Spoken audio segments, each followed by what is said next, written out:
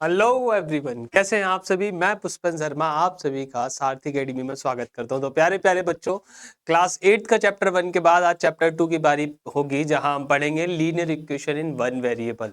Linear equation in one variable हमें समझना है, लेकिन उससे पहले हमें ये सब कुछ जानना है कि लीनियर क्या है, इक्वेशन क्या है, वेरिएबल क्या है, कॉन्सोनेंट क्या है, कांस्टेंट वैल्यू क्या होती है। ये सारा कुछ मिलाकर एक इक्वेशन को बनाएगा। इक्वेशन से पहले एक्सप्रेशन क्या होती है, और लीनियर ही इक्वेशन होती है या और भी टाइप की इक्वेशंस होती हैं। तो प्यारे प्यारे बच्चों, बहुत कुछ समझना है इस सेशन में और बड़ा इंटरेस्टिंग सा ये सेशन है। आप सभी तैयार होंगे मेरे साथ। चलिए प्यारे बच्चों, शुरू करते हैं इस सेशन को, जहां हम समझेंगे linear equation one variable, chapter 2 class 8। Okay, first of all, first thing in linear equation to understand, which is algebraic expression। algebraic expression क्या होता है गुरुओं, हमें ये समझना पड़ेगा सबसे पहले कि algebraic expression क्या होती है। एक्सप्रेशन क्या होते हैं, algebraic expression समझिए ध्यान से। an algebraic expression is the combination of consonant, constant and variable। algebraic expression क्या है, algebraic expression combination है। combination of what, combination of constant and variable, constant and variable by any mathematical operation। algebraic expression एक ऐसी चीज, एक ऐसा combination है जो मैथमेटिक्स ऑपरेशन के थ्रू बना, किस किस के बीच, कांस्टेंट और वेरिएबल के बीच। कांस्टेंट और वेरिएबल को किसी भी मैथमेटिकल ऑपरेशन के साथ जब आप कंबाइन करते हैं, उसी को हम क्या कहते हैं, उसी को कहते हैं हम एल्जेब्रिक एक्सप्रेशन। जैसे 5x + 7, मैंने लिखा 5x + 7, ये क्या है, एक एल्जेब्रिक एक्सप्रेशन है। क्यों? क्योंकि ये वेरिएबल है, ये कांस्टेंट है और मैथमेटिकल ऑपरेशन के साथ कंबाइन किए गए हैं। मैंने लिखा 7 - 5, मैंने लिखा 2y + 4। आप किसी भी टाइप से एक मैथमेटिकल ऑपरेशन के थ्रू एक कांस्टेंट और एक वेरिएबल को ऐड कर सकते हैं, जिससे हमें क्या मिलेगी, एक एक्सप्रेशन मिलेगी। क्या मिलेगी, अलजेब्रिक एक्सप्रेशन। जहां इस x को कहते हैं हम वेरिएबल, इस 7 को कहते हैं कांस्टेंट, और ये होता है इस x का कोफिशिएंट। क्या होता है, कोफिशिएंट। अच्छा, ये बातें जानेंगे अच्छे से डेफिनेशन से कि सबसे पहली बात, सर वेरिएबल क्या होते हैं, what are variables. Okay, a quantity that can be changed and it's not fixed। एक ऐसी क्वांटिटी जो चेंज हो सकती है, एक ऐसी क्वांटिटी जो बदल सकती है, जो कभी भी फिक्स नहीं हो, जो कभी भी फिक्स नहीं हो। It change its value according to the expression. जो एक्सप्रेशन, जो सिचुएशन के अकॉर्डिंग अपनी वैल्यू को बदल देगा मेरे गोलो, वही एक्स कहलाएगा। एक्स क्या है, एक्स वो है जो समय पर बदल जाती है। एक्स क्या है, एक्स वो है जो समय पर एक्सप्रेशन के अकॉर्डिंग बदल जाती है। नालायकों, इधर ध्यान से समझो, एक्सप्रेशन के अकॉर्डिंग जो अपनी वैल्यू को चेंज करेगा, उसी को हम क्या कहेंगे, उसी को हम वेरिएबल कहेंगे। वेरिएबल मतलब वेरी करता हो, अपनी वैल्यू को क्या करता हो, वेरी करता हो। किसके अकॉर्डिंग, एक्सप्रेशन के अकॉर्डिंग। जैसे एक इक्वेशन ली, x + 5 = 7। आप बताओ x की वैल्यू कितनी आई, x की वैल्यू आई 2। अब 5 को उधर पहुंचा, साइन चेंज किया और x की वैल्यू आ गई 2। अच्छा, x की वैल्यू 2, तो क्या जीवन भर x 2 रहेगा ना, x बदल जाएगा। इस इक्वेशन के अकॉर्डिंग 15 - 9 दैट विल बी 6। अब x की वैल्यू कितनी है, 6।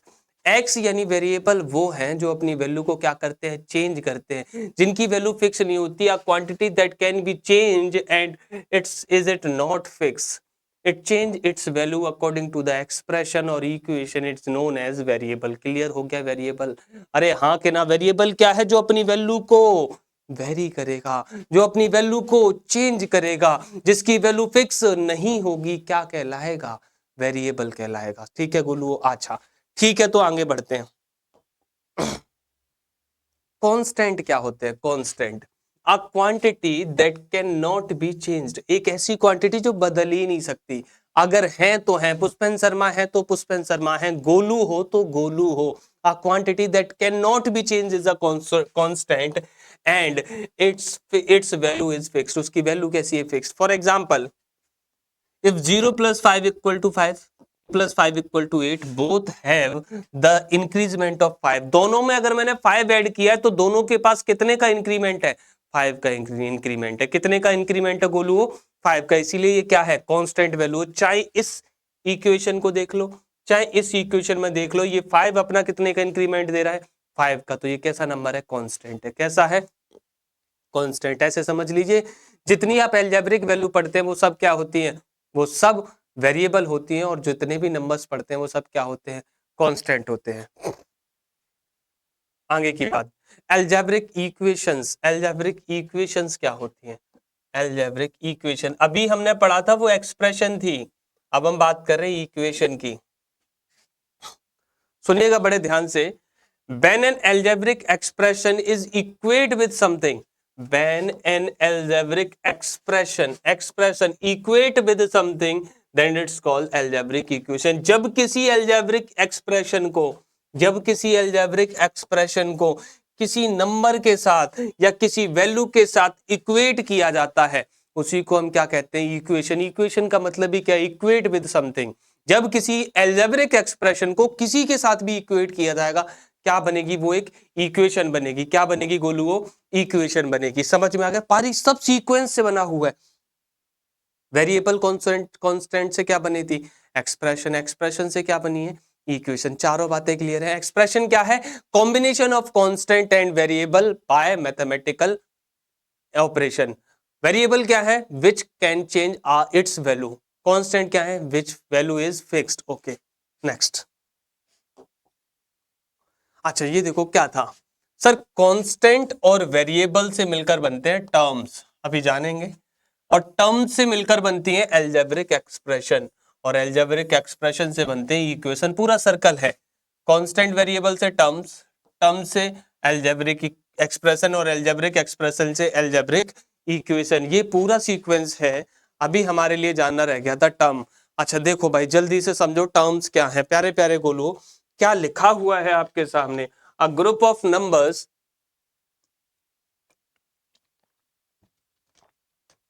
a group of numbers, letter and brackets multiplied together। कुछ नंबर्स का, कुछ लेटर्स का, कुछ ब्रैकेट्स का एक साथ मल्टीप्लाई हो जाए तो क्या बनते हैं? Is known as terms, is known as term. अच्छा टर्म कैसी फॉर्म में हो सकती है? एक नंबर फॉर्म में हो सकता है। मैंने लिखा 7 हो सकते हैं। आप वेरिएबल, वेरिएबल हो सकते हैं एक्स, वाई, ए, बी, और क्या? प्रोडक्ट ऑफ टू और मोर वेरिएबल, वेरिएबल हो सकते हैं जैसे x multiply by that will be X by X. By अब एक टर्म है, दो टर्म नहीं है, एक टर्म है with two variable. Product of number and variable, 7 multiply x 7x, 4 multiply by that is 4y। तो ये एक टर्म है, ये क्या है? एक टर्म है। और इस 7 को क्या पढ़ते हैं हम? Coefficient of x। 4 को क्या पढ़ेंगे? Coefficient of y। 4 को क्या पढ़ेंगे? Coefficient of y that is coefficient of x। Clear हो गया? तो टर्म्स क्या है? एक नंबर हो सकता है, एक लेटर हो सकता है, दो लेटर्स का प्रोडक्ट हो सकता है, या फिर एक नंबर और एक कांस्टेंट का क्या हो सकता है? प्रोडक्ट हो सकता है। चलिए अब बात की जाए सर, जिसे पढ़ना था उसका मान, उसकी वैल्यू आ चुकी है। जिसे हमें पढ़ना है लीनियर इक्वेशन। यस, जल्दी से हम इक्वेशन समझ गए, हम एक्सप्रेशन समझ गए, हम कांस्टेंट समझ गए, हम वेरिएबल समझ गए, और इसके बाद हमने समझे हैं टर्म्स। तो अब बारी है लीनियर इक्वेशन की। क्या कह रहा है? An algebraic equation, first of all equation not expression, an algebraic equation in which the maximum exponent of the variable is 1 is 1। बहुत इंपॉर्टेंट बात है बोलो कि लीनियर इक्वेशन के लिए जो मैक्सिमम एक्सपोनेंट होगी किसकी? वेरिएबल की। वेरिएबल की जो एक्सपोनेंट होगी, एक्सपोनेंट यही लिखी जाती है, एक्सपोनेंट, वो मैक्सिमम एक्सपोनेंट कितनी होगी? Equal to 1।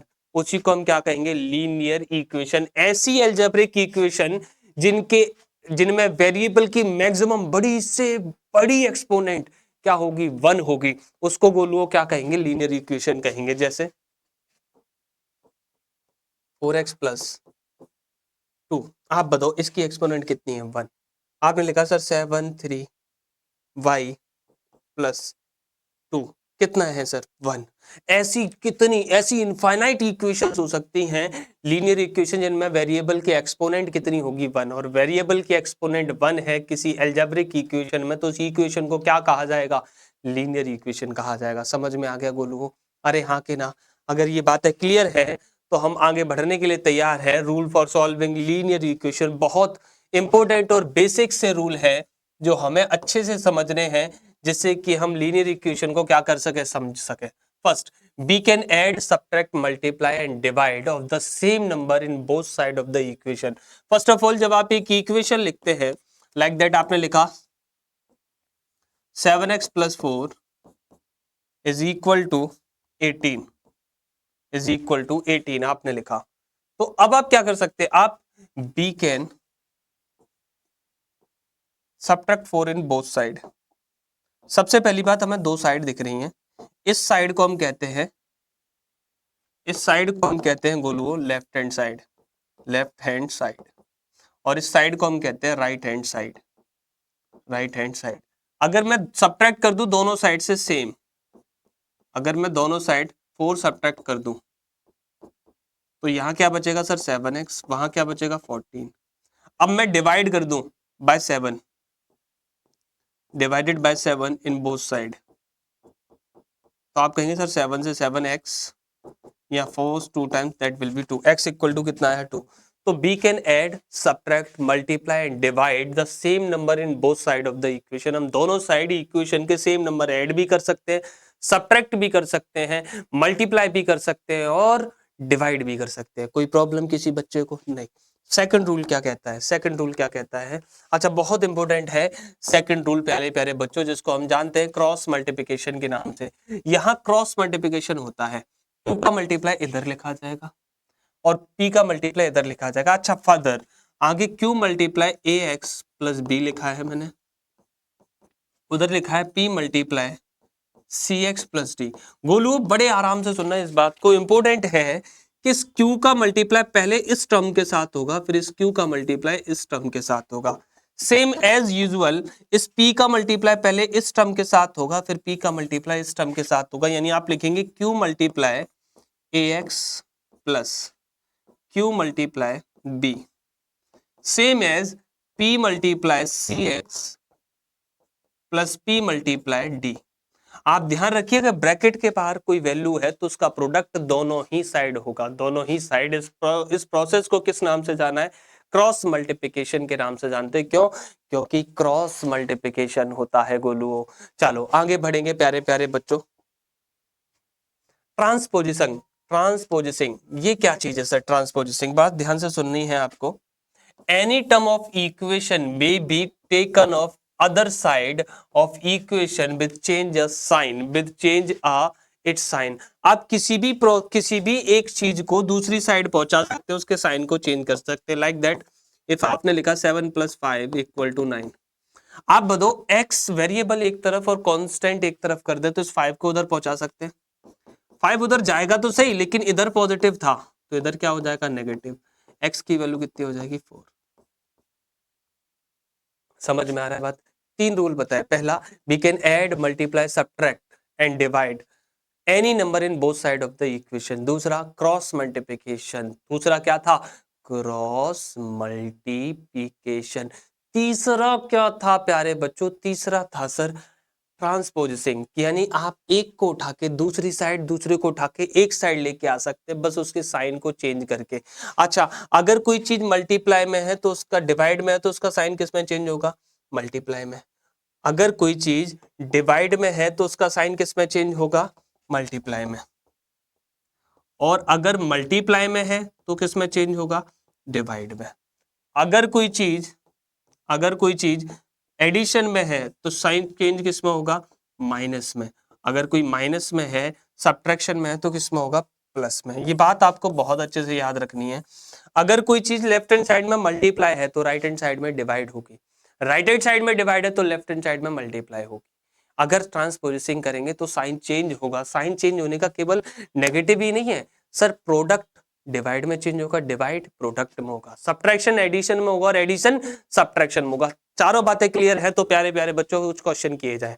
यहाँ तक की बातें क्लियर है, आपने बहुत कुछ जाना है, आपने एक्सप्रेशन जानी है, वेरिएबल जाने हैं, कांस्टेंट जाने हैं, टर्म्स जाने, इक्वेशन जानी है, और तब जानी है लीनियर इक्वेशन, और उसके बाद rule of linear equation to solve to find the value of x. Clear है गोलुओ? अरे बोलो जल्दी से, अरे हाँ के ना? यस सर, बातें क्लियर है तो फिर अब बात की जाएगी आगे। क्या है sir? First of all we have the next thing, exercise 2.1, solve the following equation and check the result. चलो सॉल्यूशन करना है प्यारे बच्चों। ओके, क्वेश्चन क्या लिखा था? 3x equal to 2x plus 18, 2x plus 18। अच्छा, वेरिएबल एक तरफ, कांस्टेंट एक तरफ, तो इसको इधर ले आए तो आप कहेंगे sir 3x minus 2x equal to 18, yes और नो? अगर कोई चीज राइट हैंड साइड में पॉजिटिव है तो लेफ्ट हैंड साइड में नेगेटिव होगी। ये वैल्यू जब इधर जाएगी तो काहे की हो जाएगी नेगेटिव, क्योंकि इसके साथ साइन प्लस था, उधर जाके माइनस। अब वेरिएबल, जब हम वेरिएबल्स को सब्ट्रैक्ट करते हैं तो कोफिशिएंट सब्ट्रैक्ट होता है, 3 में से 2 जाएगा 1, 1 लिखते नहीं है तो x इक्वल क्या आया? 18। The value of x is equal to 18। हमें क्या करना है? चेक योर रिजल्ट, रिजल्ट को भी चेक करना है। तो चलिए रिजल्ट चेक करने के लिए हमने इसको थोड़ा सा छोटा किया, यहाँ पहुंचाया। अब इसके रिजल्ट को चेक करते हैं, रिजल्ट को क्या करते हैं? चेक करते हैं। तो हमने सबसे पहले लेफ्ट हैंड साइड ली, left hand side that is 3x, the value of x will be 3 multiply 18, 18 3 जा 54। अब हमने ली राइट हैंड साइड, और राइट हैंड साइड क्या थी? That is 2x plus 18। तो हमने कहा sir 2 multiply 18 plus 18 that will be 36 plus 18 and that will be 54, 54। it mean left hand side is equal to right hand side। तो value कैसी है हमारी? सही आई है, ये हमारी क्या होगी? चेकिंग होगी। क्लियर हो गया गोलू? बात समझ में आया? पहले x की वैल्यू, फिर हमने उसको चेक किया लेफ्ट हैंड और राइट हैंड इक्वल है या नहीं। अच्छा सेकंड क्वेश्चन देखिए, सेकंड क्वेश्चन आप देख पा रहे हैं, दिख रहा है आप सभी को? 5t minus 3 and 3t minus 5 हमें सॉल्व करना है। तो हमने कहा sir 5t minus 3 equal 3t minus 5। हमने कहा वेरिएबल एक तरफ, कांस्टेंट एक तरफ, तो ये इधर आएंगे और ये उधर जाएंगे। तो 3 इधर आएगा 5t, तो क्या हो जाएगा? Negative 3t। इधर माइनस 5 था, इधर से 3 जाएगा, क्या हो जाएगा? पॉजिटिव 3। अच्छा 5 में से 3 जाएगा दैट इज 2t, एंड 5 में से 3 जाएगा माइनस का 2, तो 2 1 जा 2, t बराबर कितना है? -1। जब कुछ नहीं बचा तो क्या बचा? t बराबर -1। अच्छा t की वैल्यू -1 है, अब हम इसे क्या करेंगे सर? चेक करेंगे। तो हमने sir left hand 5t minus 3 equal to 3t minus 5, हमने लेफ्ट हैंड साइड उठाई। कौन सी साइड उठाई? Left hand. क्या थी? 5t माइनस 3, t की वैल्यू -1 है, यानी 5 multiply -1 -3 that is -5 -3 that is equal to -8। अब राइट हैंड साइड उठाएं प्यारे बच्चों, राइट हैंड साइड, तो राइट हैंड साइड थी 3t माइनस 5, यानी 3 मल्टीप्लाई t की वैल्यू -1 -5, तो ये -3 और -5 दोबारा से मिलाकर क्या आया? -8। यानी left hand side is equal to right hand side. समझ में आया? पोजिशनिंग करना समझ में आ रहा है कि हम वैल्यू को कैसे पोजिशनिंग कर रहे हैं, उसकी वेरिएबल्स को एक तरफ और कांस्टेंट को एक तरफ रखकर हम x की क्या निकाल रहे हैं? वैल्यू। भाई अगर एक तरफ सारे के सारे कॉन्सोनेंट हो जाए, एक तरफ सारे के सारे वेरिएबल हो जाए, तो हम इक्वल की वैल्यू फाइंड आउट कर पाएंगे, कोई रिलेशन फाइंड आउट कर पाएंगे बिटवीन वेरिएबल एंड कांस्टेंट। ठीक है, ओके नेक्स्ट। अगले दो क्वेश्चन हैं गोलू, आप कर पाएंगे इजीली? यस और नो? हाँ सर बिल्कुल कर सकते हैं। चलो सॉल्व करते हैं एंड चेक करते हैं इनके आंसर्स को। सबसे पहले आप कहेंगे सर वेरिएबल इधर आएगा और कांस्टेंट उधर जाएगा, वेरिएबल इधर आएगा और कांस्टेंट, वेरिएबल इधर आएगा और कांस्टेंट उधर जाएगा। ठीक है सर, तो आप लिखेंगे सर 5x माइनस 3x, क्योंकि पॉजिटिव था, और 5 -9, यहाँ क्या बचेगा सर? 2x, यहाँ क्या बचेगा सर? -4, x इक्वल टू क्या आएगा? -4/2। इधर मल्टीप्लाई थी तो इधर जाके कहाँ होगी? डिवाइड में, तो 2 से डिवाइड करोगे 2 2 जा 4, -2। सही बात है। अगर इधर कोई चीज मल्टीप्लाई में है तो दूसरी साइड जाकर साइन चेंज हो जाएगा, यानी मल्टीप्लाई किस में बदलेगा? डिवाइड में। डिवाइड हो गया। x की वैल्यू 2 आ गई, x की वैल्यू 2 पुट करना है और चेक करना है दोनों साइड इक्वल है या नहीं। तो पहले इक्वेशन लिख लेते हैं 5x + 9 = 5 + 3x और लेफ्ट हैंड साइड उठा लेते हैं। क्या थी 5x + 9। आप x की वैल्यू पुट करेंगे 5 × -2 + 9 तो आप कहेंगे 5 to the 10 माइनस का +9 दैट इज इक्वल टू -1। अब अगर राइट हैंड साइड उठा ले, right hand side which is 5x + 3 5 + 3x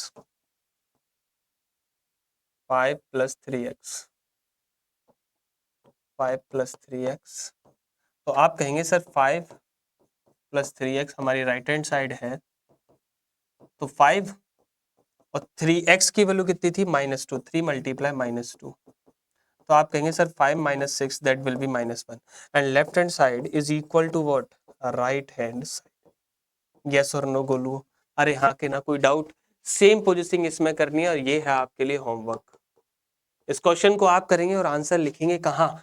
comment box में, जिससे मैं आपके आंसर्स को पढ़ सकूं। मैं एक एक आंसर पढ़ता हूँ, एक एक एक एक कमेंट पढ़ता हूं, तो आप लोग आंसर जरूर करेंगे। अगले क्वेश्चन पर बढ़ेंगे प्यारे प्यारे बच्चों। Question number next question same question है प्यारे बच्चों, सेम क्वेश्चन है। क्वेश्चन नंबर 5 ट्रांसपोजिशन करनी है, लेकिन क्वेश्चन नंबर 6 कुछ नई बातें हैं। तो क्वेश्चन नंबर 6 को समझेंगे और क्वेश्चन नंबर 6 का ही सॉल्यूशन करेंगे। फर्स्ट ऑफ ऑल हमारे पास लिखा है 8x + 4, ठीक है, लेकिन यहां ब्रैकेट के बाहर कुछ नंबर है। ब्रैकेट के बाहर जब कुछ नंबर होता है तो उसका प्रोडक्ट क्या दोनों के साथ नहीं होता? होता है जी सर। तो आप लिखेंगे सर 3 × x एंड -3 × 1 और +7, यही लिखोगे गोलू? अरे हाँ के ना? Yes sir. तो ये आ गया सर 8x + 4 और ये आएगा सर 3x -3 + 7। अच्छा, इन दोनों को सॉल्व करोगे तो ये आएगा 8x + 4 और गोलू ये कितना आएगा सर 3x + 4 +7 में से 3 जाएगा, क्या बचेगा? +7 में से 3 जाएगा प्लस का 4। अब x वाले भाई साहब इधर और y उधर, तो आप कहेंगे सर 3x में माइनस होगा सर 3x और इधर क्या होगा सर? इधर 4 में से माइनस होगा 4 में से माइनस होगा क्या सर? 4 और 4 में से मेरे गोलुओ 4 माइनस होगा तो आप ये कहेंगे सर इधर तो बचेगा सर 5x, इधर बचेगा 0। 5 जाएगा डिवाइड में तो x = 0.5 that will be equal to 0, यानी x की वैल्यू कितनी है? x की वैल्यू 0 है। x का कोई मतलब ही नहीं था इसमें, चाहे दोनों तरफ। आप अगर इसका सॉल्यूशन देखें, अगर इसको चेक करें हम, तो हमारे पास था 8x + 4 3 bracket x - 1 + 7। Left hand side ले लें sir, left hand side x की value 8 × 0 + 4 that will be 0 + 4 which is equal to 0। सही है। राइट हैंड साइड ले लें सर, राइट हैंड साइड, तो आप कहेंगे sir 3 bracket 0 - 1 + 7 that is 3 × -1 + 7 that is what 4 that is -3 + 7 that is equal to 4। तो left hand side equal आई किसके सर? राइट हैंड साइड के। कब? जब x की वैल्यू क्या रखी?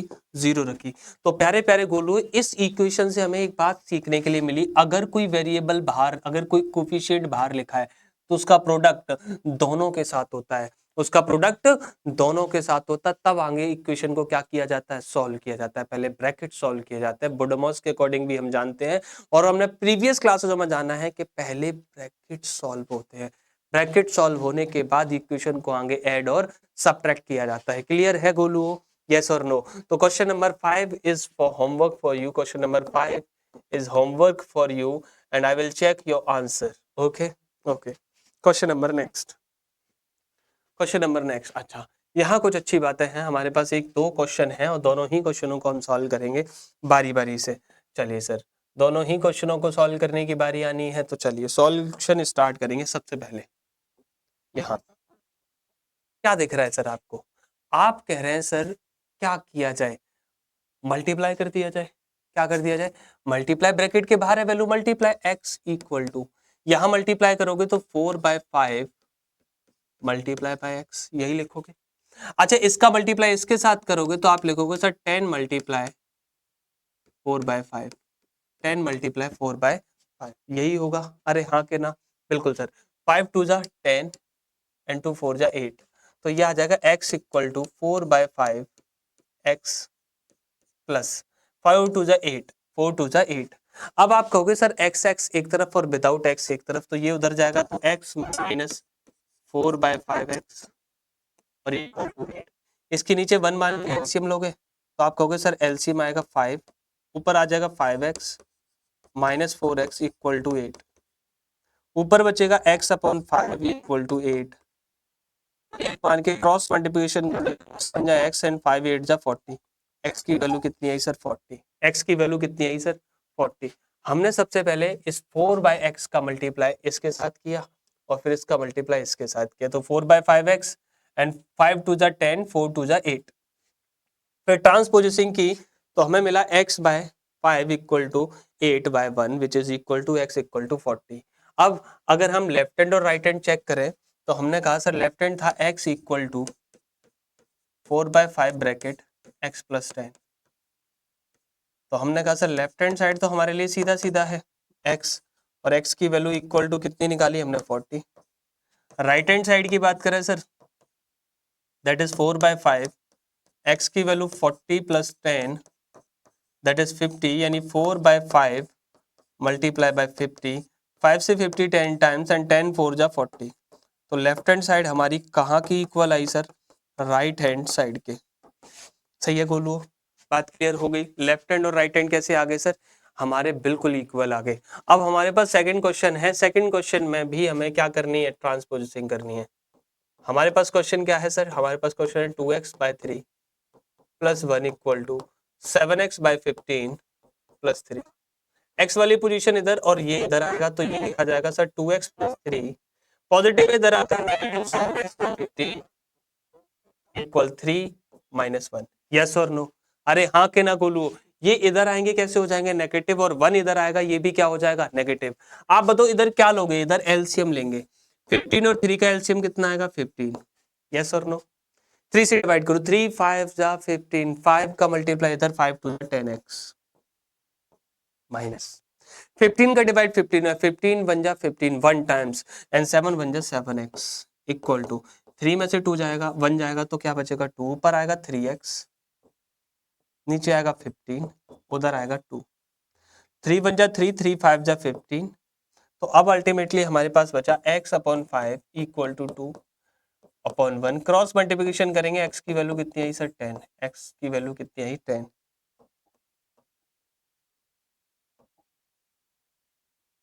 x की वैल्यू कितनी आई गोलू, x की वैल्यू आई 10, तो x की वैल्यू 10 है। अब इसकी लेफ्ट हैंड और राइट हैंड चेक कौन करेगा सर, लेफ्ट हैंड और राइट हैंड चेक करेंगे आप। फर्दर चेक इट कि whether the solution is correct और नॉट, ठीक है, whether the solution is, check it left hand side is equal to right hand side और नॉट, ये आपको चेक करना है और आगे बढ़ेंगे हम अगले क्वेश्चन की तरफ। क्वेश्चन नंबर नेक्स्ट, क्लियर है गोलू बात है, एडिशन सब्ट्रैक्शन फ्रैक्शन के समझ में, अलजेब्रिक एक्सप्रेशन के समझ में आ रहे हैं, कोई दिक्कत तो नहीं है, ठीक है चलो, नहीं है तो हम आगे बढ़ेंगे।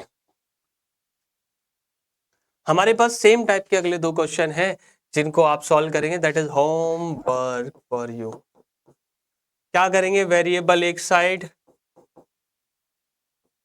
और कांस्टेंट एक साइड, वेरिएबल एक साइड कीजिए, कांस्टेंट एक साइड कीजिए और फर्दर इसको क्या कीजिए, सॉल्व कीजिए।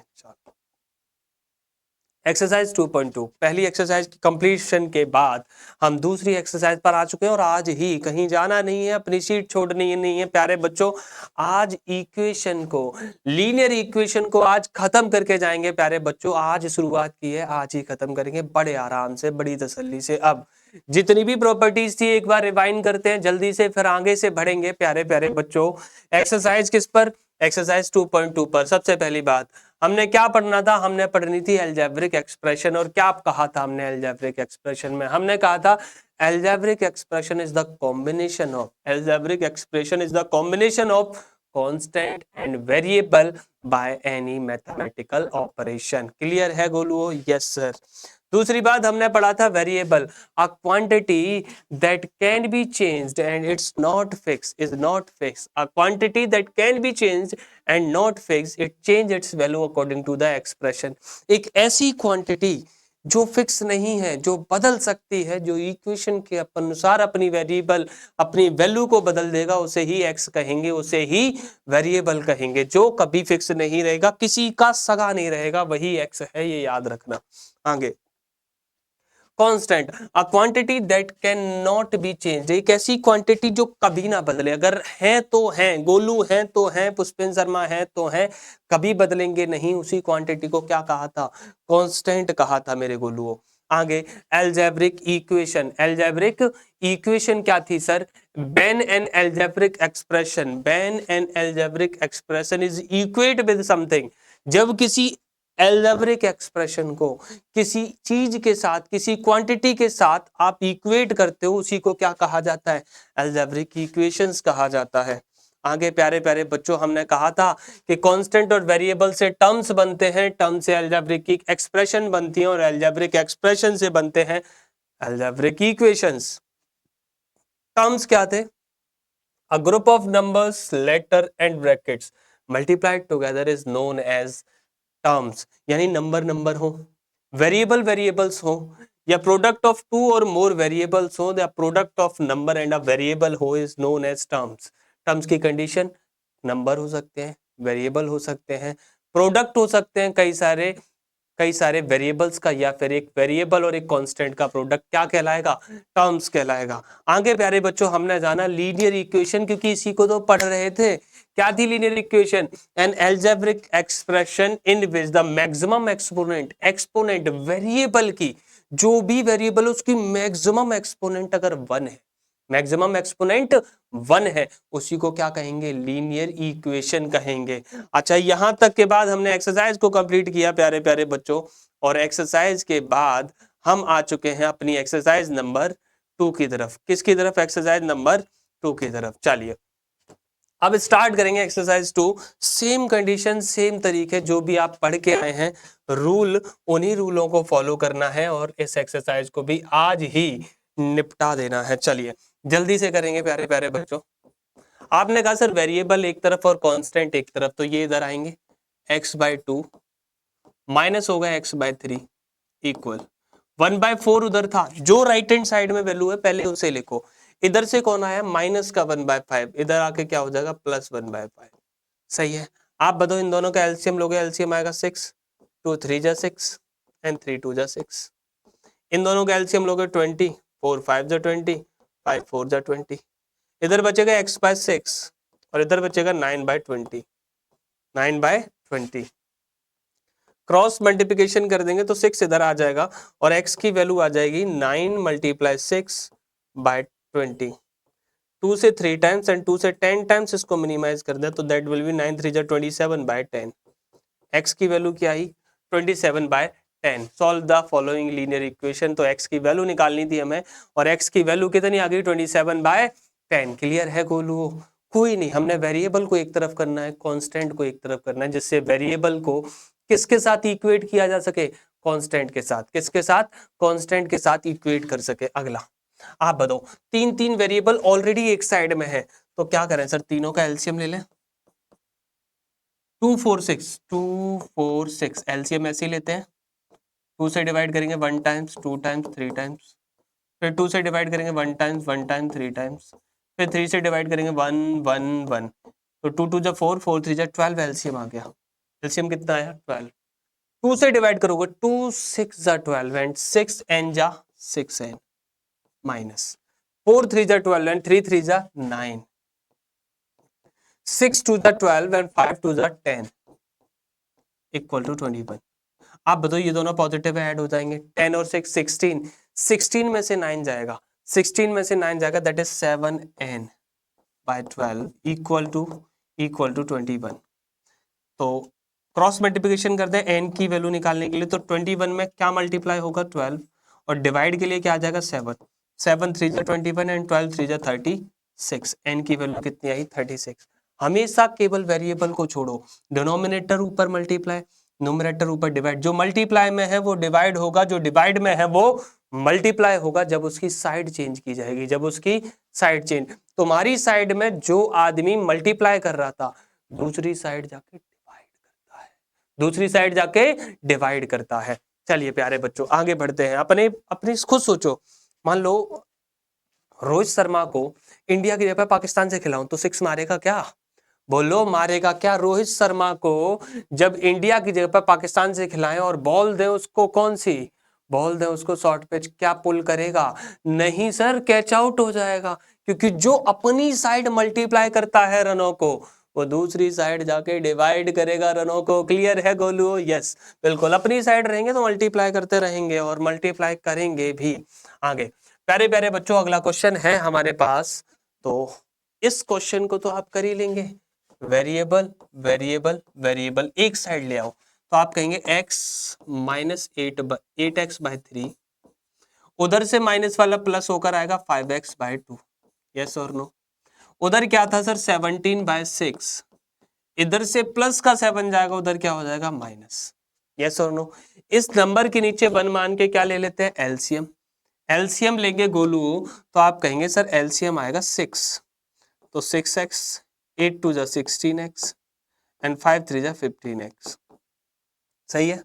तो आप कहेंगे 16 और 15 और 6 मिलाकर 21 में से 6 जाएगा, क्या बचेगा 5x/6। अरे इसका राइट हैंड साइड तो रह गया भाई, तो इधर एक मान के एलसीएम ले लें, तो 6 एलसीएम कितना आएगा 6, दैट इज 17 माइनस 6 7 जा 42।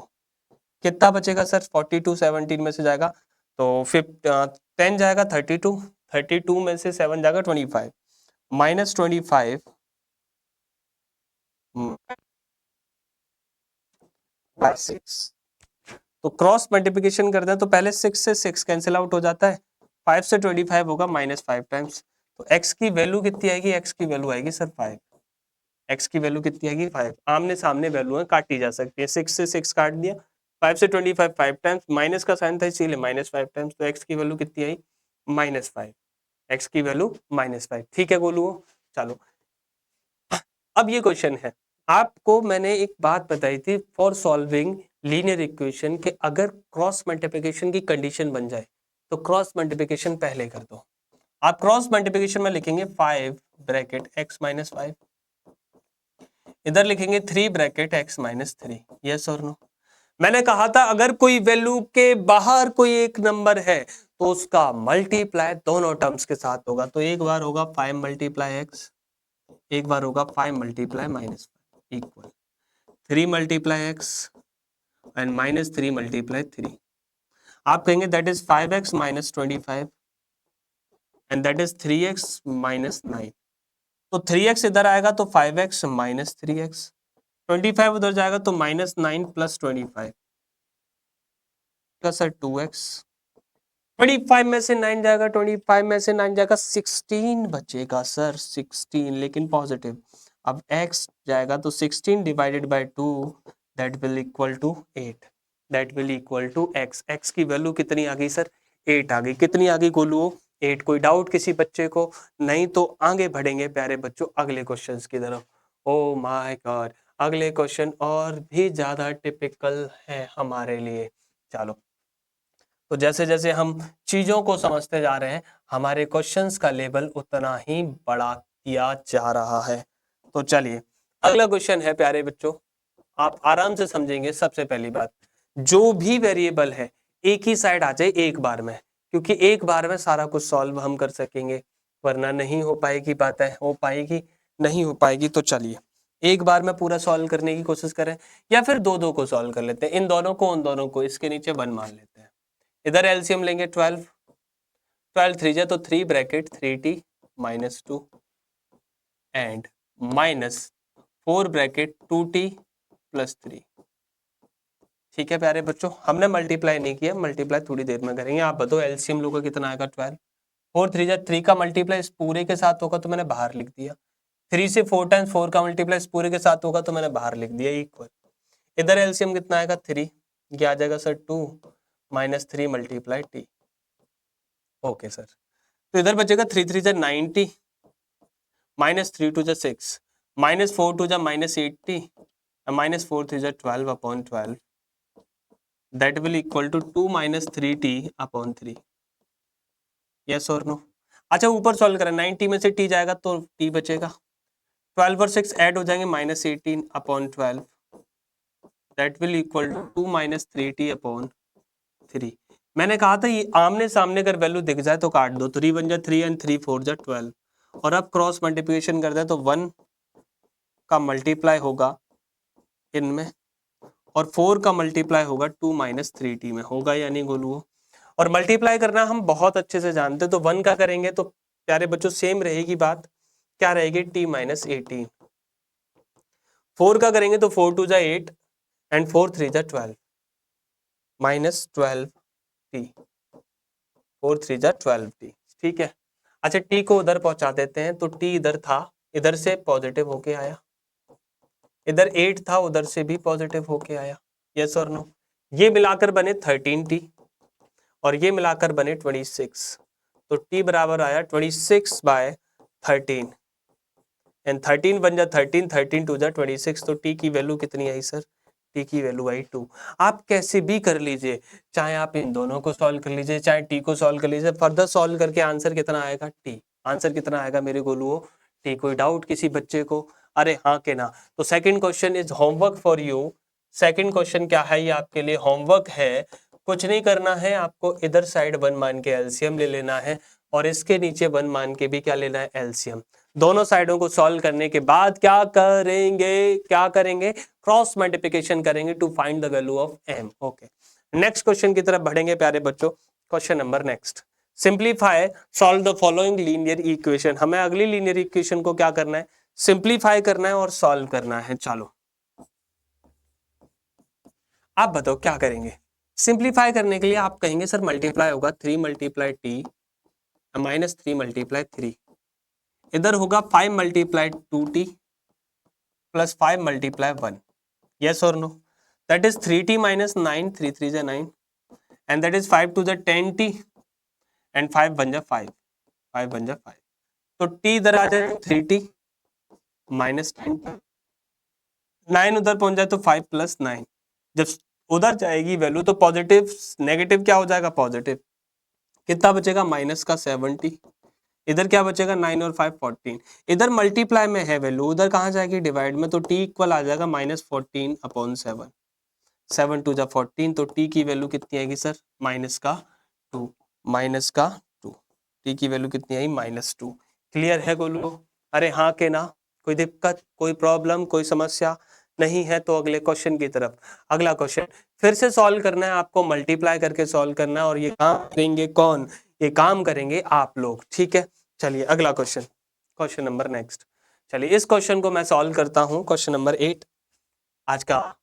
देखिए क्या करेंगे सर? मल्टीप्लाई करेंगे, तो पहले होगा sir 15 multiply bye minus 15 multiply 4, okay, -2 का मल्टीप्लाई होगा -9 के साथ, ओके करेंगे। चलो आगे, इधर होगा sir 5 multiply by and plus 5 multiply by 6 equal to क्या आ रहा होगा? 0। तो 15 multiply by that is 15 by 15 4 जा 60, माइनस माइनस क्या बनाएगा गोलू? प्लस एंड 9 2 जा 18, यहाँ प्लस 5 बाय प्लस 5 6 जा 30 इक्वल टू 0। अच्छा एक बार इसको देखें, 15 और 5 मिलाकर क्या होगा? 20y इधर ऐड करो, 60 माइनस के में से 30 जाएगा तो कितना बचेगा? माइनस का 30, माइनस के 30 में से 18 जाएगा, माइनस का 12, माइनस 12 इक्वल टू 0, 12 उधर पहुंच जाए तो 20y इक्वल आ जाएगा प्लस का 12, और y इक्वल टू कितना आ जाएगा प्यारे प्यारे बच्चों? y इक्वल टू आ जाएगा 12/20, जिसको फर्दर सॉल्व किया जाए तो 4 3 जा 12 एंड 4 5 जा 20, तो y की वैल्यू कितनी आई? 3/5, 3/5। देखो 30 माइनस 60 प्लस 18 और प्लस 30 के साथ हुआ क्या है?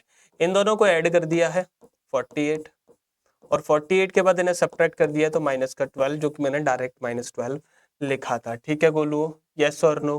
कोई डाउट किसी को इस क्वेश्चन में? सिंपल सॉल्यूशन है प्यारे बच्चों, मल्टीप्लिकेशन डिवीजन आप ऑलरेडी जानते हैं, उन्हीं का यूज करना है हमें आगे के क्वेश्चंस के लिए। अगला क्वेश्चन देखेंगे, question number next, same without variable. अच्छा इसमें कुछ ना कुछ मिसिंग है, कोई वेरिएबल कहीं मिसिंग है, इसको छोड़ देते हैं, अगले क्वेश्चन की तरफ बढ़ेंगे, क्वेश्चन नंबर नेक्स्ट। ओके ये इंपॉर्टेंट क्वेश्चन है, चलिए इसको करेंगे हम सबसे पहले। क्वेश्चन नंबर क्या रहा है, क्वेश्चन क्या कह रहा है हमारे लिए, कह रहा है सर इसका प्रोडक्ट इसके साथ 0.25 multiply by 4f and minus 3 multiply 0.25 equal है हमारे लिए 0.05 multiply by 10f and minus 9 multiply 0.05। देखो एक तो ये तरीका था कि मैं इन सबको ऐसे लिख लूं और आगे क्या कर लूं, इसको सॉल्व कर लूं। एक तो ये तरीका था कि मैं इन सबको ऐसे लिख लूं और क्या कर लूं, सॉल्व कर लूं। दूसरा तरीका क्या है, दूसरा तरीका ये है कि प्यारे बच्चों अगर इक्वल में कोई वैल्यू प्रोडक्ट में है, इक्वल में कोई वैल्यू प्रोडक्ट में, ये यही तो लिखा है 0.25 multiply 4f minus 3, 0.025 bracket 10f multiply 10f minus 9।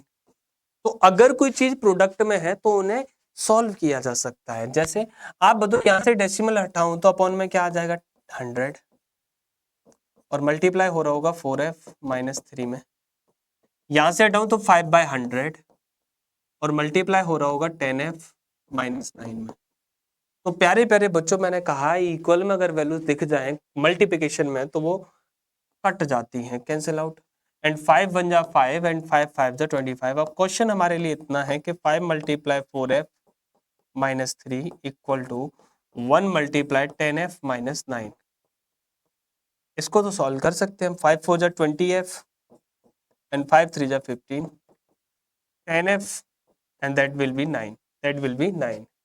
10f उधर जाएगा प्यारे प्यारे गोलो, पॉजिटिव उधर जाएगा तो क्या हो जाएगा, नेगेटिव हो जाएगा, यानी 20f में से सब्ट्रैक्ट हो जाएगा 10f, और 15 इधर आएगा तो माइनस 9 में 15 क्या हो जाएगा, ऐड हो जाएगा।